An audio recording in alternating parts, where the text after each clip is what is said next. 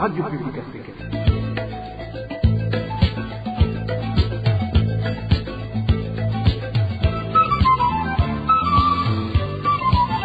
Radio Publique Africaine.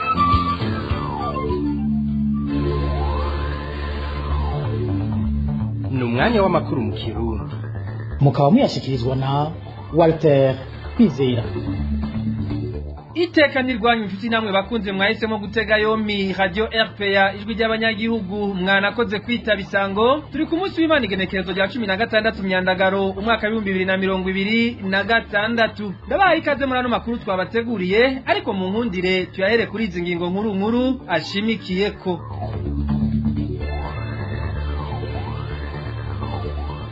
Abanyagihugu bo mu mazone atandukanye agize komine Bugendana baridoga cyane bitewe n'ingene ibiraro bihuza ayo mazone bigeze aho umwansi ashaka mu gusenyagurika aho mbere bisigaye ari ngorane no gushika hari amavuriro.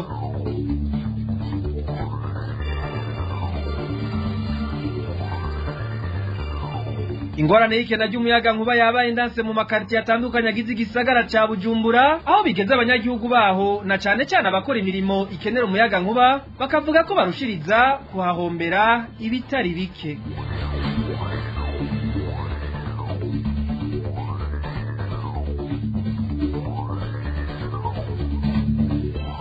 Murano makuru kandi turanabayagira ibijanye n'iduga rikabije ry'ibiciro ku bikoresho by'ishure aho muri kino gihe ibiciro byabaye umurengera ugereranije no mu mwaka uheze. Iyo yari incamake ndabaha ikaze mu nkuru imwe ukwayo. Nongeye kubaramutsa ari makuru tuhere mu yavugwa mu gisata c'impunzi. Birababaje kubona leta ya Uganda ihitamo gukorana na leta y'u Burundi mu gushora abarundi bayihungiye ko kuri Songoye. Bivurwa n'ishira hamwe CDH Vicar aho risaba rishimitse ayo mareta yose uko ari abiri kubahiriza amategeko mpuzamakungu ajejwe impunzi aho kwiteza utunyoni mu kurondera ivyitwazo bidafashe byo gutahukana ku nguvu impunzi z'abarundi. Kurikira Leopold Sharangabo arongoye ishira hamwe CDH Vicar. Leta ya Uganda mu nama iheruka kubera muri Kenya umwaka uheze yari yahakanye ko tazigira yirukana impunzi n'imwe ku nguvu ko ushaka taha wumva nawe adatekanye yo mu gihugu. Ariko rero kubera ko abategetsi benshi ubundi bavyumvise barakoze ingendo zidasanzwe zitandukanye mu ibanga muri Uganda harimo mbere n'umukuru w'umugambwe n'abandi bategetsi batari bake. Izo ngendo rero zose ko rugenda kumvisha abategetsi ba Uganda kugira ngo bashobore kumvisha leta yose yumve ko impunzi z'abarundi zikwiye gutaha.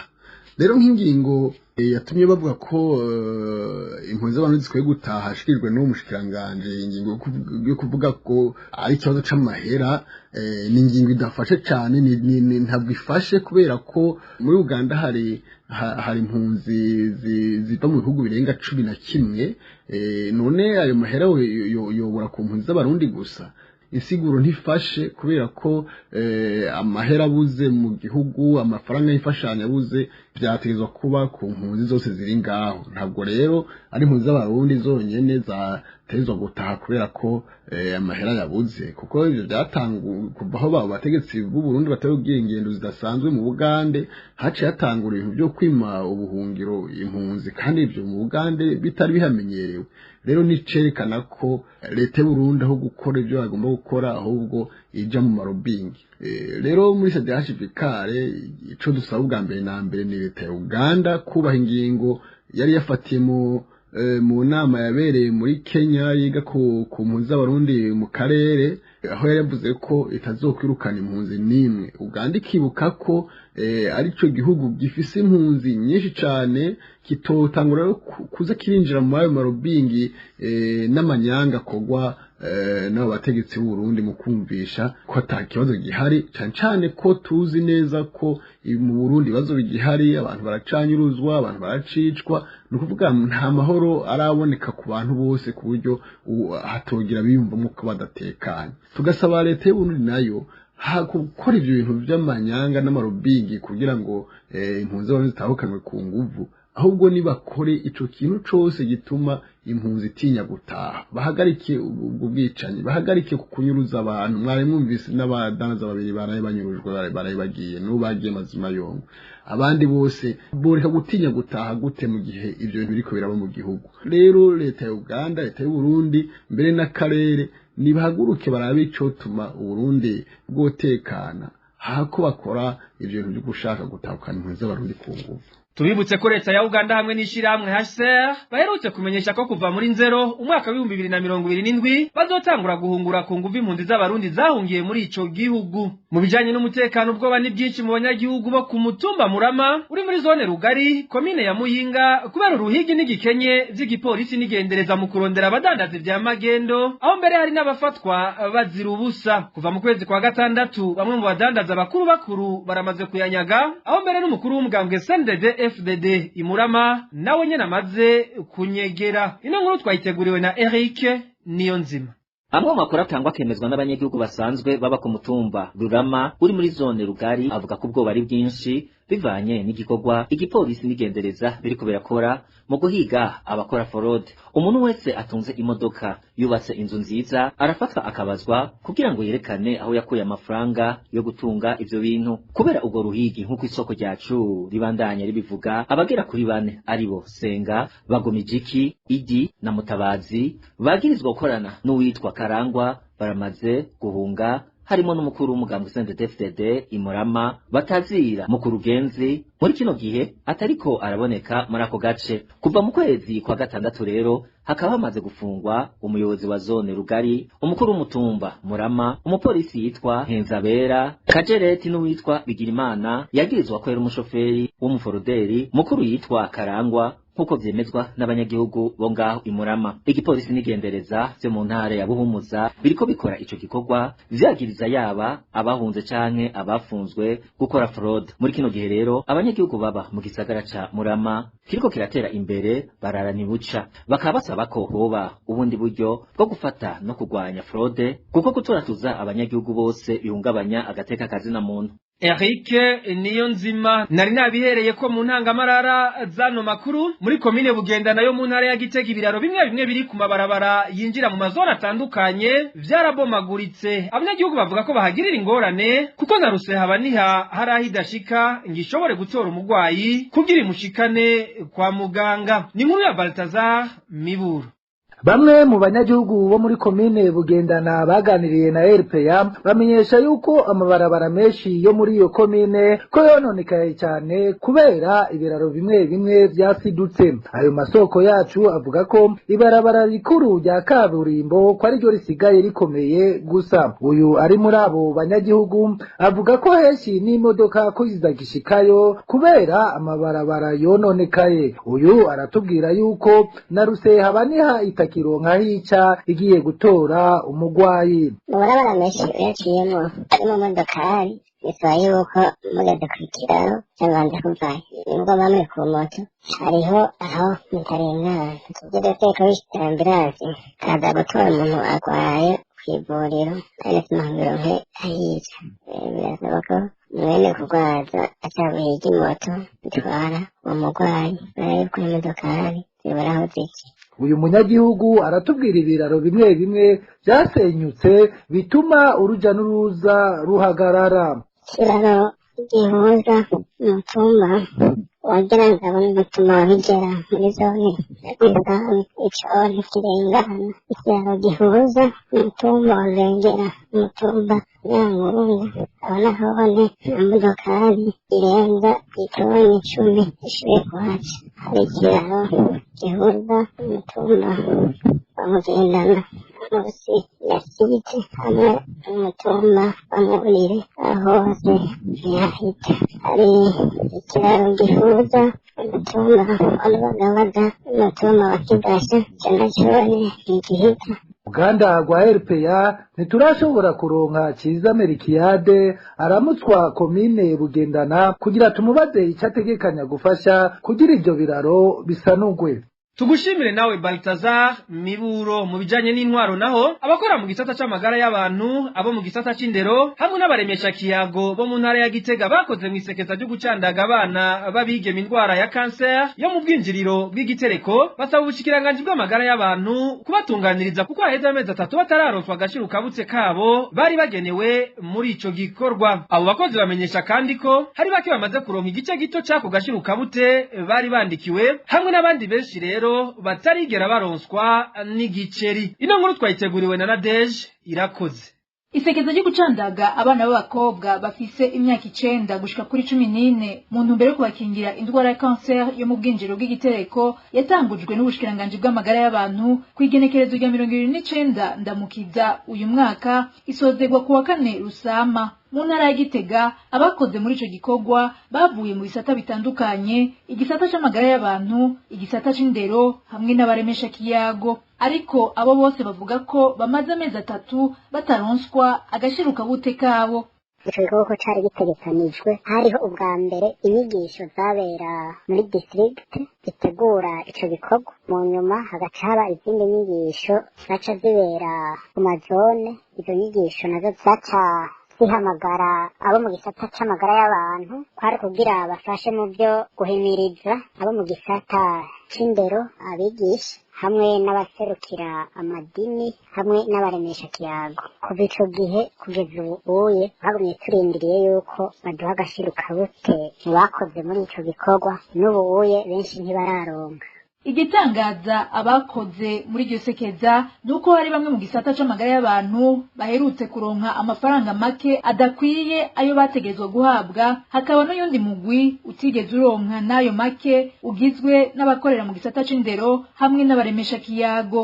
Kiretse bakeyi bo mu gisata c'amagara y'abantu bamaze kuronka amafaranga, mbwa nabo nyene ntibaronse ayakwiye kandi ntibaronka hamwe. Nico gitangaje, hariho bamwe waje ubona baguhaye ibihumbi nka 39, abandi nabo ugiye kubaza wasanga baciye babaha ibihumbi 19. Nk'abo mu gisata c'indero bobo nta na rumwe barabona be n'abaremesha kiyago. Abakoze muri iryo sekeza ryo gukingira abana b'abakobwa indwara ya cancer yo mu bwinjiriro bw'igitereko basaba bashimitse umushikiranganje ajejwe amagara y'abantu kubatunganiriza, akongera akava mu gacerere akabasigurira aho vyoba vyarapfiriye.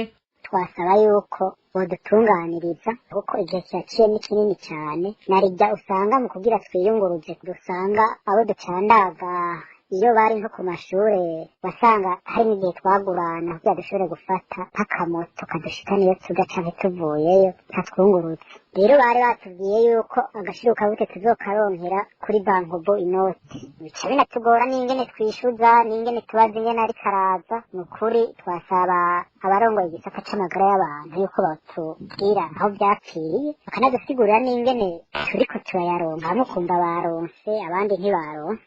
Uruganda rwa RPA ntitwashoboye kuronka umushikiranganje w'amagara y'abantu Fidel Nkezabahizi kugira agire ico bivuzeko.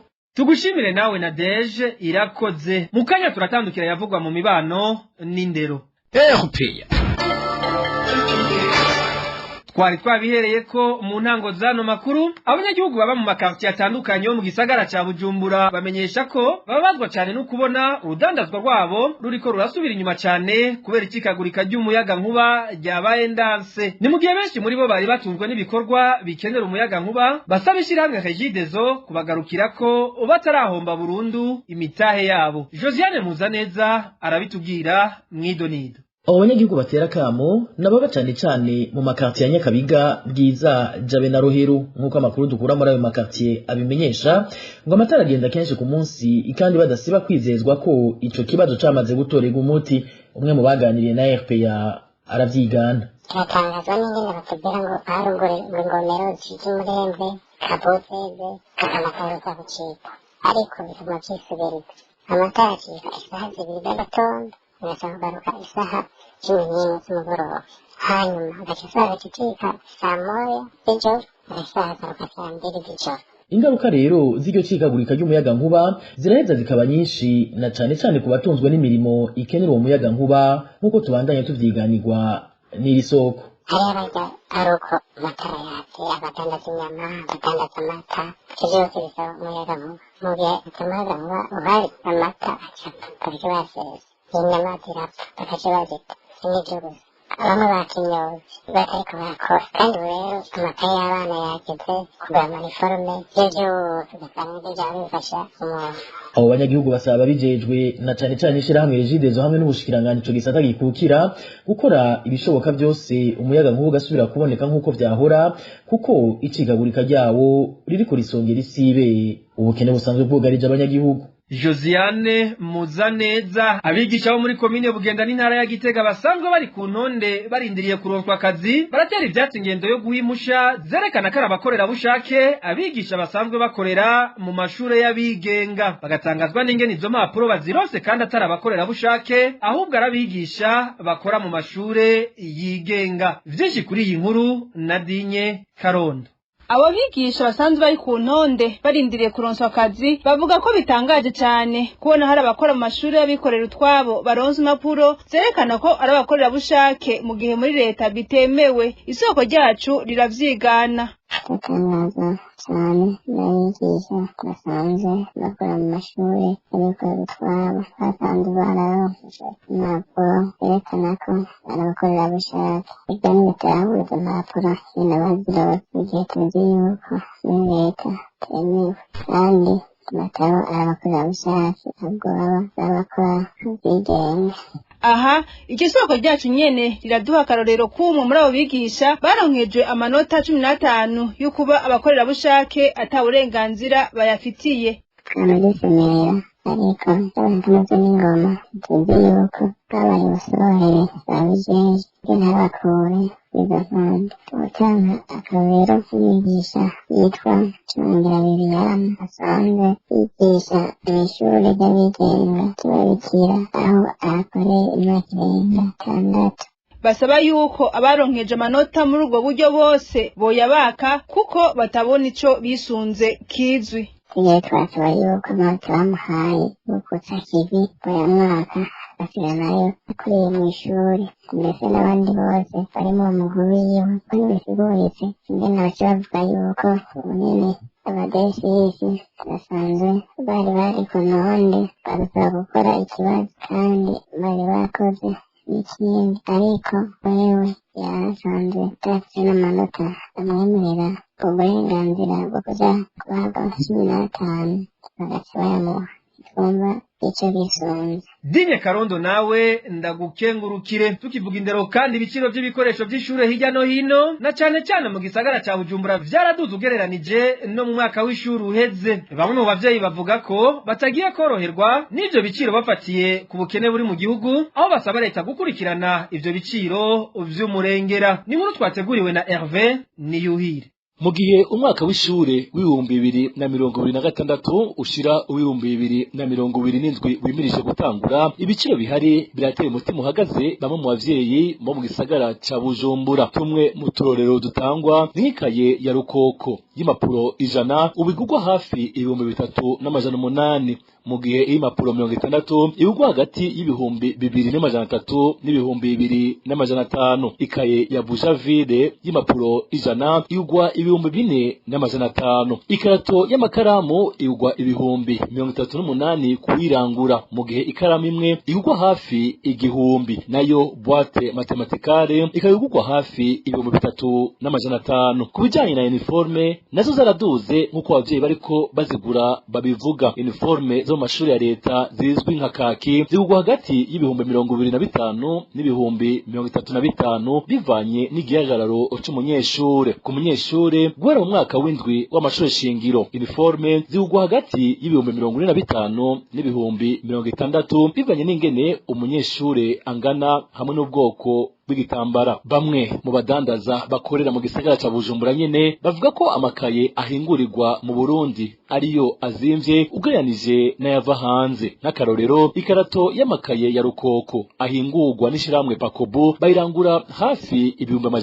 420 mu gikarato y'amakaye mu bwoko bwa classique ava hanze igurwa hafi ibihumbi 230. Kubijanye n'impuzu z'abanyeshure ho abadandaza bavuga ko iyongera ry'igiciro vyatewe ahanini n'iduga ry'igiciro c'ibitambara hamwe n'amahera yo kudoda. Ikindi bamwe mu badandaza bavuga nuko amafaranga agera ku 150 barihishwa na komine Mukaza kugira baronke aho batereka utumeza twabo, ari kimwe mu bituma bongera amafaranga make ku bicuruzwa kugira ngo bashobore kubaho. Muri kino gihe rero abavyeyi basaba leta kugira ico koze igakurikiranira hafi ibijanye n'ivyo biciro, kuko ibihari ubu bitaborohereza, na cane cane ko no ku miryango ifise abana benshi ko bizogorana kubagurira ibikoresho vyose bikenewe, narirya hari n'abanyeshure usanga amafaranga y'ishure yaraduze.